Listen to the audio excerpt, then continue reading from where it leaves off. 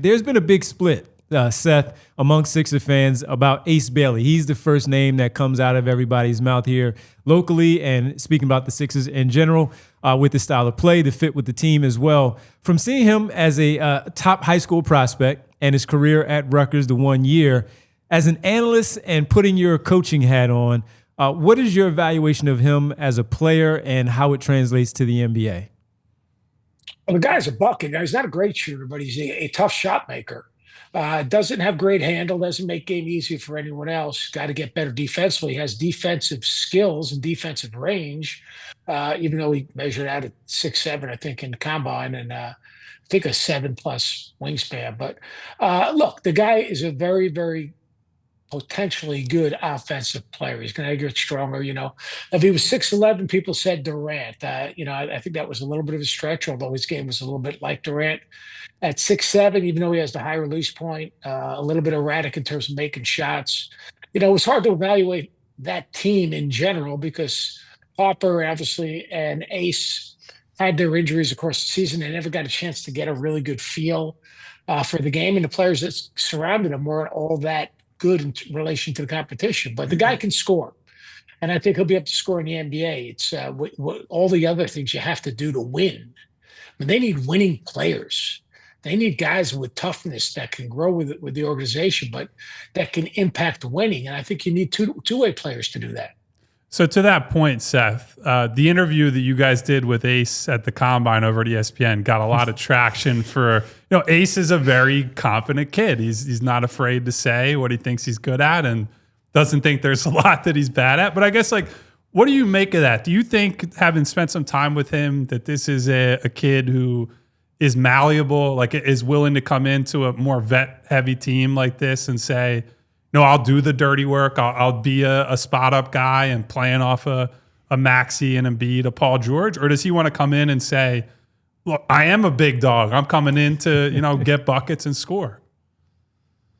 Well, you want him to get buckets and score. That's because who he is. But he's also, there's a pecking order in every lineup. And there's a guy like Maxey, I think he's going to be a volume scorer. He's a volume shooter. And if you're going to have Paul George, who can also initiate offense and do some other things and defend, but he's going to get his shots. And obviously the biggest question with the Sixers is Embiid in terms of availability. Can you count on the dude? That's really, I don't know how many years he's been with the Sixers. It's been a bunch. And how many games he's missed. It's been a bunch. Can you count on the guy? It's plain and simple. It's great that you have a guy that has potential to be an impact player. You'd be great for a big guy that can score on the block and step away and short roll and do some different things. But is he going to be available? And how many games can he play? Because if he can't play and he's not available, can you count on him? And then if you can't count on him, then it puts more pressure on Paul George, who you really sometimes can't count on. Yeah. And Tyrese. I don't think, in my opinion, you got to figure out, can we have two guys on our roster that are not always available? As you bring up, defense and toughness and availability and things like that, we've talked a lot about a VJ Edgecome on this show, right? Mm-hmm. And he's a kid that we've heard lots of glowing reviews about him, not just as a player, but as a person, right? You go back to him playing in the Bahamas and showing out there. And so I guess, what's your impression of him and what sort of things have you heard about him as not just a player, but as a guy that's part of your culture? Well, he's great. Scott Drew does a great job with his players. And, talk world-class athlete, two-way player, crazy bounce, improved three-point shooting, can get to the rim, switchable, got a toughness about him, loves the game. Not good handle, not great handle, but straight line driver, really good in transition. If you're going to play it off an advanced pass play, maybe more like the Pacers play, where you're going to try to really attack an open floor and play with space.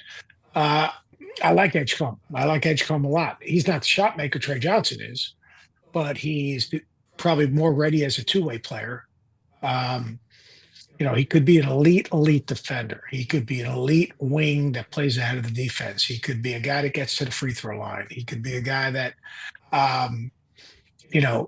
will develop into just, a perimeter player, a perimeter scorer per se. I'm looking at my notes right here. I mean, I'm a big, my just off the top notes are freak athlete, improved shooter, two-way player, dog. And we love some dogs here in Philadelphia, as I'm sure you know, Seth. Yeah, I mean, dog in a good way. Yeah.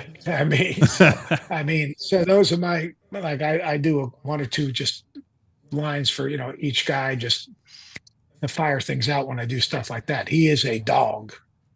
Just going back to Ace real quickly, because I think he's the most talked about one at 3. You mentioned some of his weaknesses, and specifically the ball handling and the passing and the playmaking. Rutgers was a little bit of a unique situation in the fact that the supporting cast around him was really, really poor. Obviously, he'll get better as he matures and grows and understands the game more. But how much do you think that context at Rutgers played into our perception of him and how we view him as a prospect? A little bit. Like, everyone thinks Ace Bailey, Harper, and they're going to be great. College basketball's hard. It looks a lot easier on TV than it is in reality.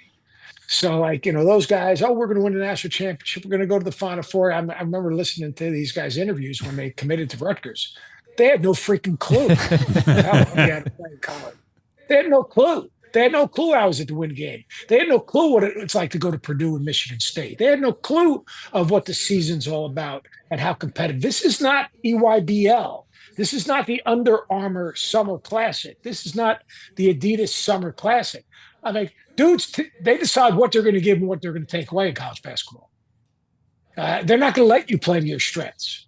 Now, in the NBA, to be honest with you, the first 82 games, a lot different than the playoffs. So there's a lot more freedom and scoring opportunities. Ace Bailey is a really good prospect. But I think, when I heard him say what he said, the first thing that resonated in my mind was, this is the same dude that said he was going to the Final Four. So, come on, man. Did you learn your lesson? You think the jump from high school to college is tough?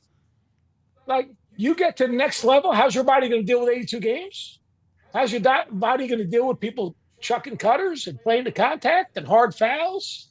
So, look, I think the guy's a really good athlete. And I love that he's confident and he's ridiculously skilled. All those things are great.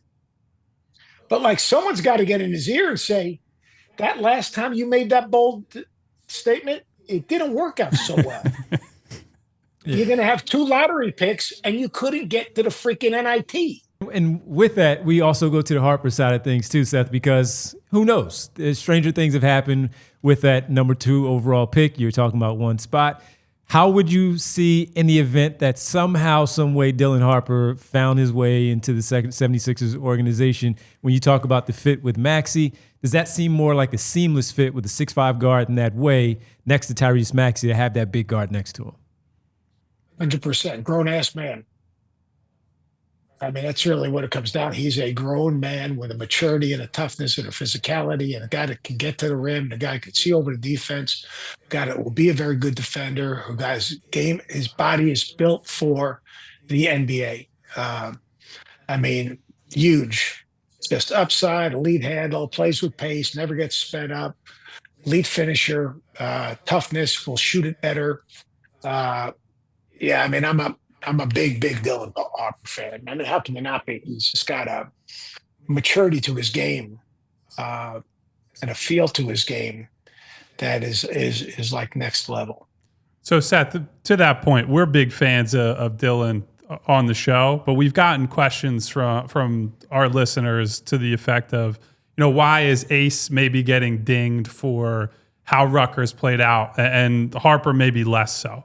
Can you lend any? Why do you think that's the case, that it seems like Harper is put up on this higher tier and that Ace is viewed with a little more skepticism? Harper's body is built for the NBA. Harper plays a physical style of basketball. Harper doesn't just settle on shooting jump shots. He plays to the defense. Harper makes the game easier for other people. Harper rebounds his position. Harper impacts the game more different ways. Right now, Ace Bailey relies on one thing: scoring, right? Yeah. All right. And not a lot at the rim. So, the versatility of Dylan Harper, the plug and play ability of Dylan Harper, the body in terms of Dylan Harper, all those things Yeah, I mean, both of them thought the college basketball was going to be easier, you know, and I feel bad for Pikes because Pikes is a really good coach. Mm-hmm. I mean, he's a really good coach, but you know, this is the first time he also went through the one and done things. Like one and done's not for everyone. Yeah. You know, you got. I mean, like you got to be really good to manage your team and the locker room when you have two guys that the microscope's on so much that look, you're only as good as your locker room, and if your locker room's not talented, nor is there. Again, I don't know if there was jealousness. You know, the injuries certainly had an impact on their team, but you know, if he's saying we're going to go to the Final Four, you know, I mean, and again, I just think that Dylan Harper has handled the process in a very like the son of a NBA world champion. Mm-hmm. I guess last one for me. You know, we've basically talked about four people here, and three of them are guards. You know, you've got Harper, Fears, Trey Johnson, all with different, and VJ. So four of the five that we talked about were guards. All of them with different levels of fit with some of the core that the Sixers have. How much do you factor in Maxey and McCain specifically if you were the one making this decision with the Sixers? Like, how much do you factor in the fit with Maxey and McCain, I should say? I mean, look, Maxey, you know exactly who he is. McCain showed tremendous upside, but he's still a 6'2" guard, right? Yeah. Right. So, I mean, yeah, I mean, I think Jared McCain had a great year. I mean, until he got hurt yet. I mean, he did a lot of good things.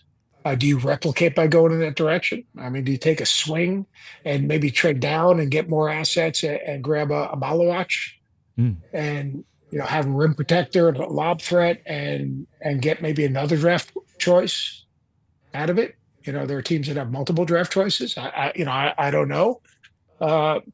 You know, Derek Queen to me athletically is not a guy you can count on. You know, although he's really skilled and great hands and can pass it and has good footwork. You know, that's a good point. I mean, it's a really good point. You know, McCain, look, Max is an all-star. That's the face of your organization right now. Everything you do should be to build around that guy. How can we surround him with players that complement him and then try to develop some depth, because we're seeing depth is huge. I mean, you see the Pacers depth, you see Oklahoma City's depth, you see teams that have lack of depth. You've got to grow your own talent and build your depth in free agency and in making trades. So Seth, last one from me, and I think from all of us. Just if you, Seth Greenberg, are running the Sixers, 1 and 2 on the board, go as expected, flag to Dallas, Harper to San Antonio. Who's the pick? Who are you drafting and why? Yeah, my gut feeling is I would take Trey Johnson, but I would take a deep, hard look at Malawach. And that's a lot of that is you're not confident in Embiid moving forward, and you're saying I need my big man. I'm saying move Embiid and get more assets. Move Embiid, move up in the draft. Move Embiid and try to get. You know, can you get? You know, again, I don't have the order right in front of me. I have it in this book over here, but you know, can you get Embiid? Can you move Embiid and get in the top 6? Got you.